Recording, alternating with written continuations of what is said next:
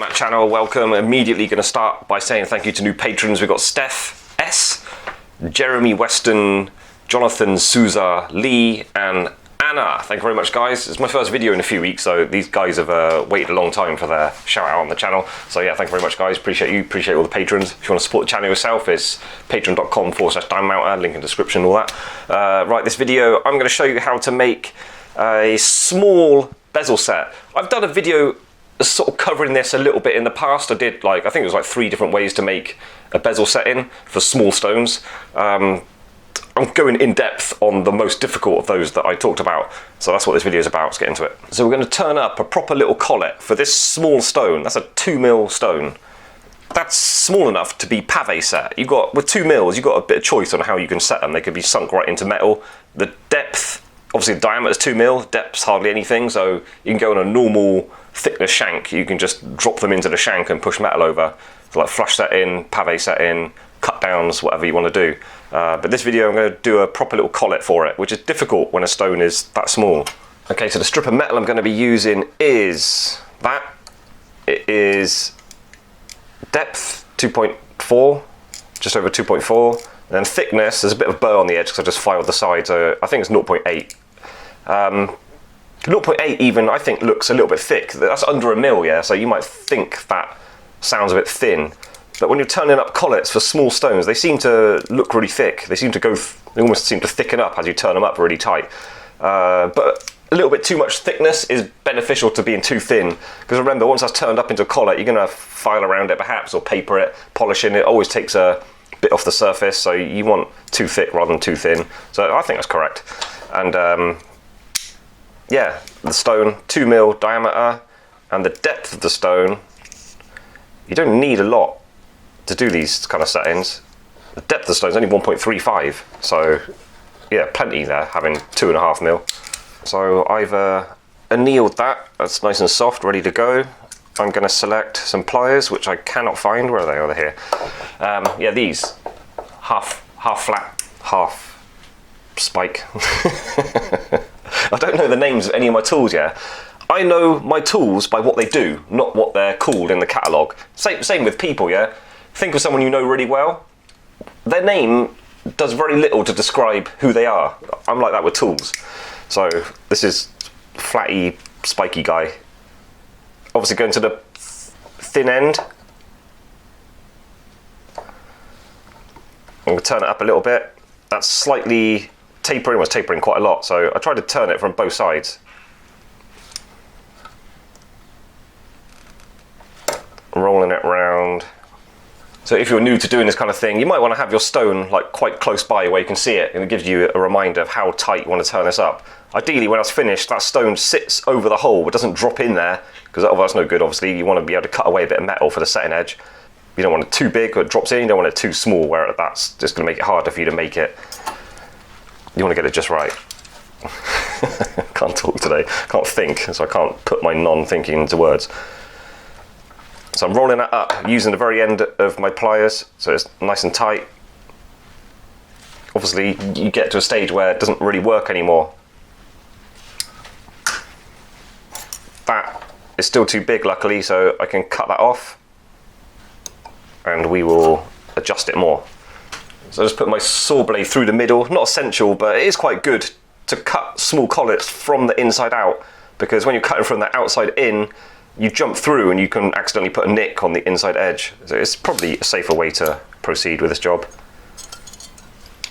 Parallel pliers, gonna hold onto it securely and then just cut the end. It's still gonna be too big, but it's nice to have a bit of spare metal to play with. Ooh.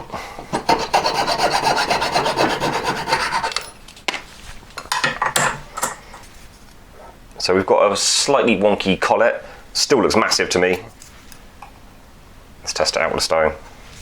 It's still too big, but only just. So it's an opportunity to cut through the join, cut through where the metal meets, but you want to do it a bit cleverly where you're increasing the roundness of it while getting the size correct.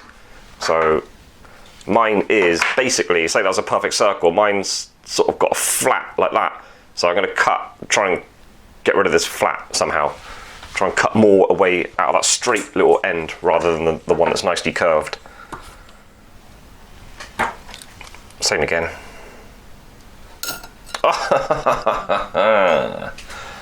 Saw blades don't like being twisted. People who know my videos already may have already noticed my voice is a bit different. I've caught a cold, or I'm catching a cold, or something's going on. Yeah, when you work skillfully or you try to do delicate work, when you've caught a cold, you really notice it, how your performance declines. And I would go as far as saying, like, even driving a car, you won't be as attentive or thinking further ahead as when you're just in good health. Anyway, I'll shut up and get on with this. So yeah, you catch a cold. It's the kind of job where you can work with a cold, but when you're trying carefully to line things up perfectly, I've had this experience in the past. I've had a cold, like say on a Friday, Thursday, Friday, and I made something and then not finished it. Over the weekend, you come back to work and you think, well, why did I solder that on there? It's like clearly wrong. Because obviously your health improves a little bit and then your judgment was off when you were ill. You really see it. So I'll give you a tip. I've mentioned this before on the channel, but I'll say it again anyway. I'm cutting from the outside to the inside this time, but to help protect that blade jumping through and hitting the opposite inside edge, I've just got it in my parallel pliers where that would be impossible. So I cut through the join. There you go. Just let it jump through and hit my pliers. Collet is undamaged. So I've just taken a slither of metal out of that. I'll just get my flat pliers again, my flatties. And just tweak it a bit rounder, a bit smaller. So I'll do that again, probably 2 or 3 more cuts. I should be approaching what I need. Okay, that was probably the last cut. Choosing these pliers now, same style but just a bit more narrow. It's probably more suitable for this small thing. Push that side down, push that side down. Ideally you want it to end up the correct size, nice and round, and also with a nice tight join. You don't want a big gappy join.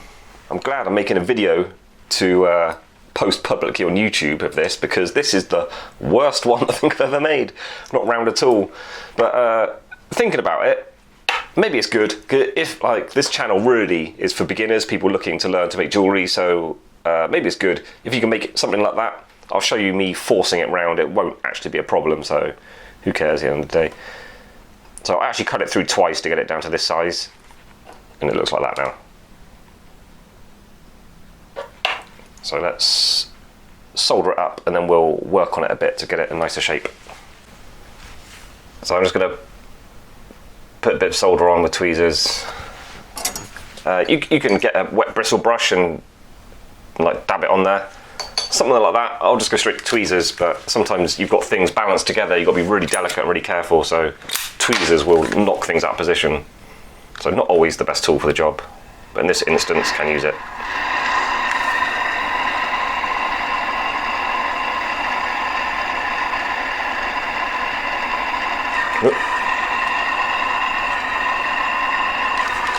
There we go. So I'll show you my dodgy craftsmanship. You should have something like that, or better. So yeah, not the prettiest thing in the world, but I can do something with that. Watch me turn that into something usable.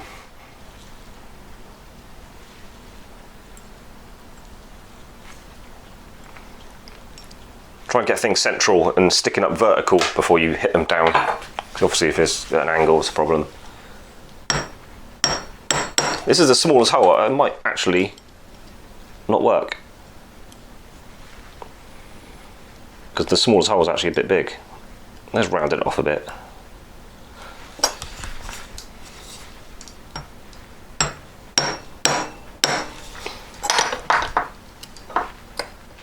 Plenty of times in the past I've resorted to using this because for some reason tool manufacturers that make tools for jewellers don't really know about making jewellery. Why isn't this whole thing covered in holes? There's loads of space there for more. There should be 12 more at least on that block. I don't know why. Anyway, so yeah, got more choice on these blocks, these doming blocks. Not great, but they can help you out a little bit. I'm not not really belting it, notice, just tapping it, just trying to get the edge round. Once that's improved a bit, I'm gonna test it. I'm gonna test the stone on it, make sure I like in where this is proceeding to.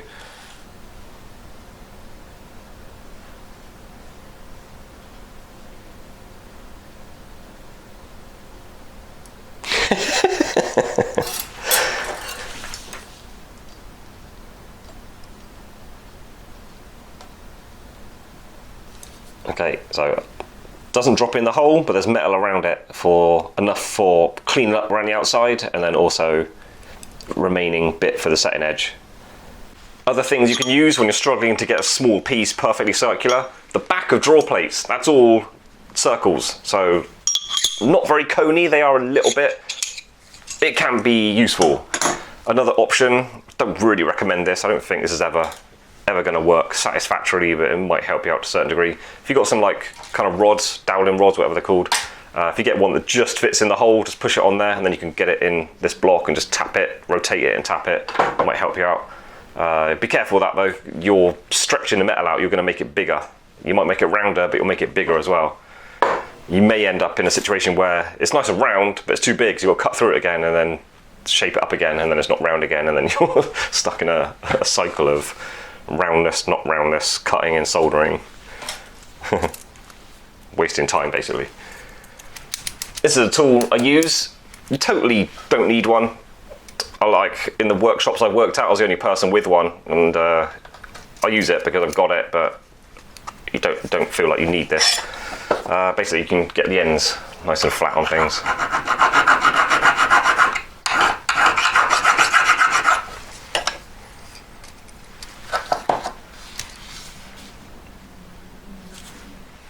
So go around the outside, again with the parallel pliers. It's quite a small little thing, so I'm going to go with quite a delicate file. It's a bit sort of in between a needle file and a normal one. And I'm going to go up and down it, see up and down the side, and just rotate it slowly.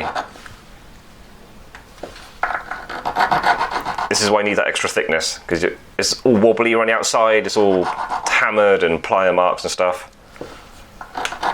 Where I just filed that edge as well. It's got burrs and stuff all around it, so it's a bit of a mess.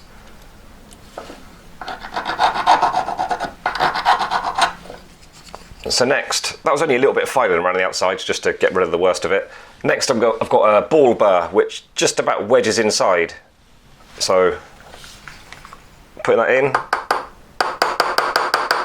tapping that in so it's nice and tight on there. I will try and get that straight, it's gone on a bit wonky. Yeah, so that sits on there like that, nice and secure. Okay, I've just been working on this, camera wasn't recording, so basically, yeah, grab that, put that in there, get your file again. I recommend a fine-tooth file that's still quite sharp, not a worn-out, coarse one. And you just gently spin it on there.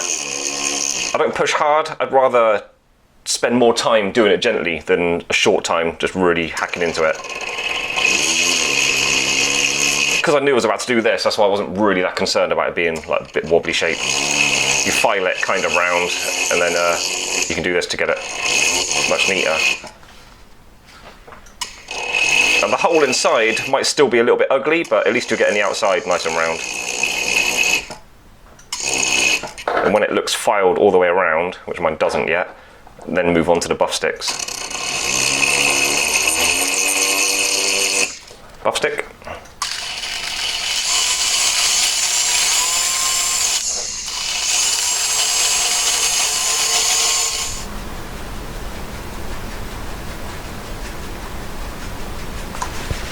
And then to remove that, I put my parallel pliers under it and then just try and pull that down so that the pliers pull that up off.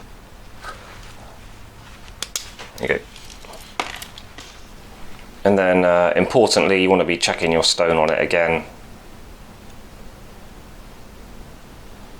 Making sure it sits on there and you've got enough metal around it for setting. I've still got loads. So when it comes to cutting out a seat for the stone to drop into, you need to know what your stone diameter is, and you need to know what your tool is you're about to put in there. So if you're new to making jewellery, get some of these. That's one of the tools I would say is essential. Digital calipers. If you want to work accurately or do good work, you need these. So this is too small. So anyway, I'm looking for perhaps 1.92. If you go directly to the same size of the stone, there's no room for error. You might put that in slightly to the side, and then to open it up and make it central again, you've made it too big for the stone. So it's a much safer way to work. Get one smaller than your stone, but close to the size you want. Okay, so this is a 1.8. I prefer a 1.9, but it'll do. As for actually holding it, I would normally, me working myself, I just probably hold that in my fingers. But the problem with doing that is it can grip and slip. So it'll either just be really hot, or worst case scenario, or slice your fingertips open, which is an injury I think a lot of jewelers have had, and it's no fun because it really gets in the way of you doing work. So I would perhaps recommend, if you were here and I was teaching you to make jewellery and you're new to all this, I would tell you to do things the safest way. So a pin vise, again, jewellery manufacturers don't know about making jewellery. If they did, they'd offer us pin vices that open right up, really big sizes. Very useful for holding collets. Doesn't exist in the jewellery trade, so if you want to do that idea, you have to get like a chuck for just a normal drill. Use this sometimes for holding collets.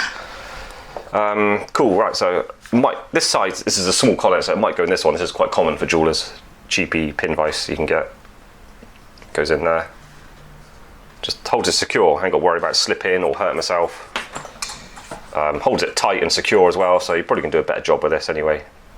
And yeah, just simply put it in and phrase away. Try and keep it central. So I'm looking, as it goes in, I'm looking at the outside edge, making sure I'm not going closer one side than the other.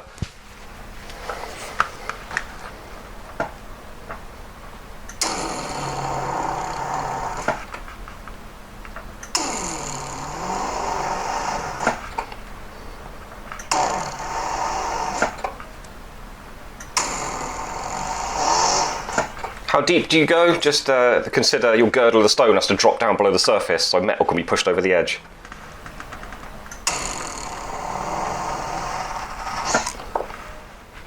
One of these set-in burrs, see that? It's like a diamond shape, but with a big fat girdle.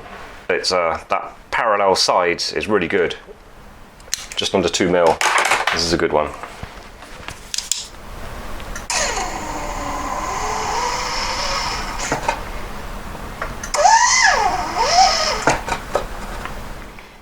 Okay, just push that in there. I think I need to do a bit more work to it, but things to look out for, obviously it's got to go in there, but you want it sitting flat before you before you make a decision on whether it's deep enough or not. So you mind tilting up a little bit. That's not great. So I need to try and either push that down a little bit more, or I don't think it will. I will just simply, I've got blue tack. If you're lucky, you can just sort of pull them out with something sticky, but if you're making it really tight, it likely won't come out. Because you remember, you're scoring lines that way, so a stone pushes down, it doesn't come out easily, so you may have to take that out, just push it out from the other side, and then drill it down a bit deeper. Yeah, these tools, very good for doing neat little holes, but they don't go into metal that well in my experience. They're very good for working around the outside, but actually going in, they don't do a lot. You have to work them quite hard. Might just be that one's blunt, so it's exaggerating that, but that has been my experience with them. Ball burrs cut into metal, really fast and really nice. I do a lot of my work with these, and then I just simply use these kind of more specific for setting bezels and stuff, just for neatening them off. So as for actually setting this stone, this is the best advice I could give you in this day and age where people have all their questions answered immediately with the internet. The best advice I could give you for setting is figure out yourself. Just try it. Just find out. You don't know what tool works, you don't know what tools to use. Think about what might be good to push that edge over, because that's obviously essentially all that's happening. You push a metal over the top of the stone. So have a think about what might be a good tool to do, how to hold it, how to hold the tool, how long is that tool, is the end polished or is it matte finished, what's going to be a benefit to you, do you rotate that or do you just push it over in spots, and just learn yourself, learn the hard way, the most difficult way. You get really good experience and you become a problem solver. I started my apprenticeship being like a jobbing jeweller, and diamond mounters, people who just made mounts all their career, they kind of poo-pooed jobbing jewellers, but jobbing jewellers are excellent problem solvers. You get antique pieces, you get second-hand jewellery, it's got previous repairs on. It can be really problematic. You've got to think very cleverly about how to get things finished and completed. I have got a few memories of more experienced jewellers than me giving me things to do they couldn't do because it needed a solder bit of flooding like deep inside, like a cluster ring or something. I could get it done, they couldn't do it. They kept trying and failing, and it's partly from my experience being a jobbing jeweller, just having to do really difficult, awkward things. So yeah, I do recommend just trying to figure stuff out yourself.